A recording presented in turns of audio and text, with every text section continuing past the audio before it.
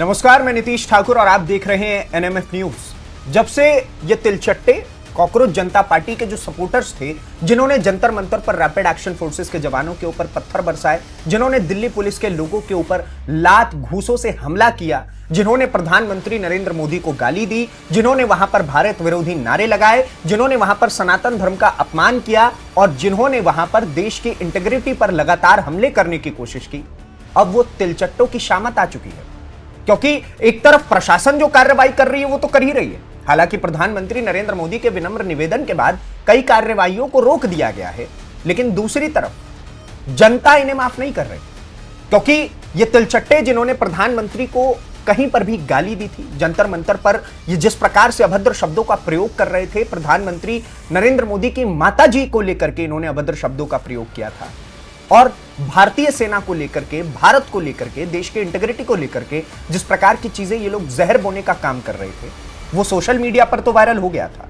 और यही कारण है कि जनता ने इन सब की शक्ल याद कर ली और ये लोग अब जहां पर भी जा रहे हैं, चाहे वो दिल्ली मेट्रो हो, चाहे कनॉट प्लेस का इलाका हो, चाहे उत्तर प्रदेश का कोई छोटा सा शहर जहां पे कोई बाजार लगता हो, ये वहां पर किसी भी काम से चले जा रहे हैं, तो जनता अब इनको मुंह तोड़ जवाब दे रही है।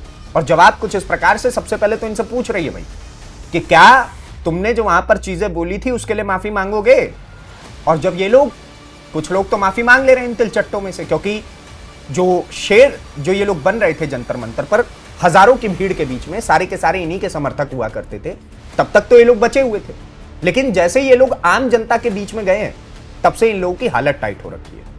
अब आप समझिए कि जेनजीज की भाषा में अगर मैं बोलूं तो ये लोग जंतर मंतर पर डेलुलू में थे, लेकिन अब जैसे ही ये लोग जनता के बीच में आए तो इन लोगों का सोलुलू हो गया, यानी कि delusion is the only solution in लोगों के लिए जो होता है। तो वहां पर डिल्यूजन में थे, अब यहां पर सॉल्यूशन हो रहा है इन लोगों का। इन लोगों की जम करके कुटाई हो रही है भाई। जहां ये लोग जा रहे हैं, जनता पहले पूछ रही है कि माफी मांगोगे कि नहीं मांगोगे। प्रधानमंत्री के बारे में जिस प्रकार के शब्दों का तुमने उपयोग किया था वो माफी के योग्य तो है नहीं, लेकिन फिर भी कैमरे पे माफी मांगो। जब ये लोग थोड़ा एटीट्यूड दिखाने लग जा रहे हैं कि भाई क्या कर लोगे तुम हमारा, तो जनता इन्हें उसी एटीट्यूड के हिसाब से जवाब दे रही। कई जगहों पर दिल्ली मेट्रो में तो एक व्यक्ति वहां पर भी खड़े होकर के, जनता के बीच में खड़े होकर के प्रधानमंत्री जी को गाली देने लग गया।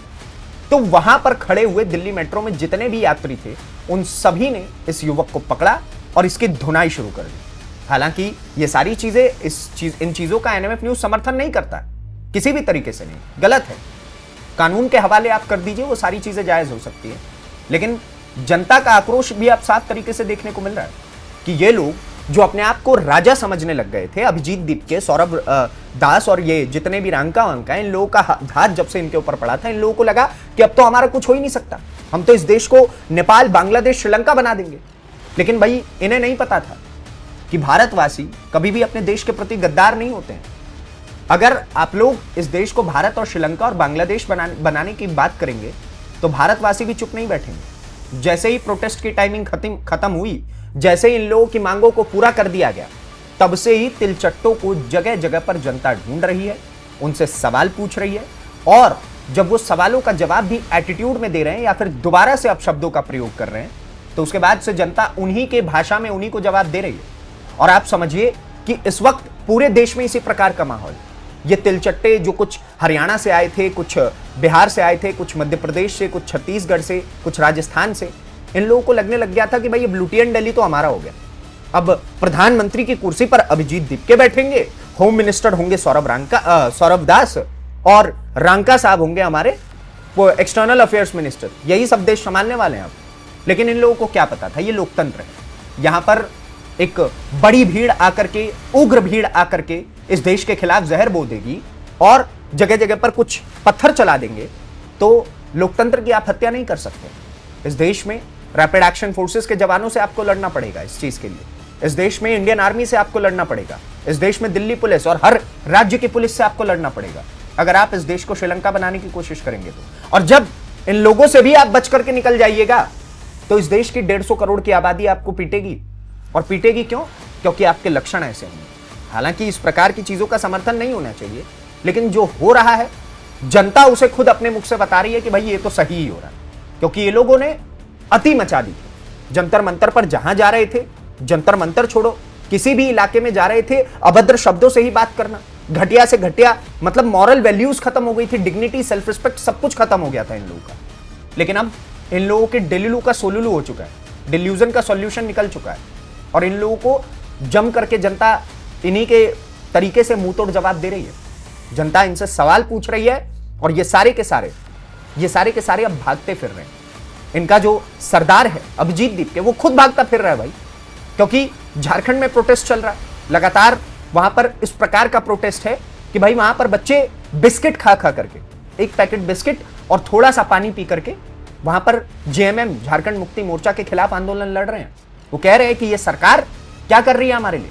वहां के शिक्षा मंत्री से वो लोग सवाल पूछ रहे हैं, मुख्यमंत्री हेमंत सोरेन से सवाल पूछ रहे हैं कि लगातार पेपर लीक्स आपके स्टेट में हो रहे हैं और आप जाकर के, आपके इंडिया अलायंस के समर्थक जाकर के ज्ञान दे रहे हैं जंतर मंतर पर, हमें भी जवाब दीजिए। तो अब अभिजीत दीपके भागता फिर रहा है और जगह जगह पर भागता फिर रहा है। झारखंड के ऊपर कोई भी व्यक्ति, कोई भी पत्रकार उनसे सवाल पूछता है तो अपने सीढ़ियों से वापस लौट जाते हैं। तो ये तो अभी तिलचट्टों का समय जो था वो खत्म हो चुका है, उन्हें पता चल गया होगा और धीरे धीरे करके हर जगह से भागना पड़ रहा है। पहले जंतर मंतर से भागे, दिल्ली मेट्रो से भाग रहे हैं, कनॉट प्लेस के इलाकों से भाग रहे हैं, अलग अलग जगहों से, और जब कुछ नहीं हो रहा है तो सोशल मीडिया से भी भाग रहे हैं, हाथ जोड़ जोड़ करके माफी मांग रहे हैं। इनके माता पिता तक बोल रहे हैं कि भैया इन बच्चों के लिए तो सोशल मीडिया बैन कर दो, ये जेनजी नहीं है, ये कुछ और ही है, इनके लिए सोशल मीडिया बैन करो। क्योंकि जिस प्रकार की भाषा मेरी बेटी ने या फिर मेरे बच्चे ने यूज की है, उसे देख करके मुझे शर्म आ रही है कि क्या मेरे परवरिश में कोई कमी रह गई। और सोचिए कि ये लोग जो देश को परिवर्तित करने निकले थे, इनके परिवार वाले भी आज इनसे नाखुश हैं और बोल रहे हैं कि इतनी गंदी भाषा का इस्तेमाल नहीं होना चाहिए, और खास तौर पर जब वो आपके देश के प्रधानमंत्री के लिए हो रहा। बाकी आप क्या सोचते हैं इस पूरी खबर को लेकर के, तिलचट्टों की इस भागम भाग को लेकर के, हमें कमेंट बॉक्स में जरूर बताइए। और इस प्रकार के और वीडियोस को देखने के लिए एनएमएफ न्यूज को सब्सक्राइब कीजिए। धन्यवाद, नमस्कार, जय हिंद, जय भारत।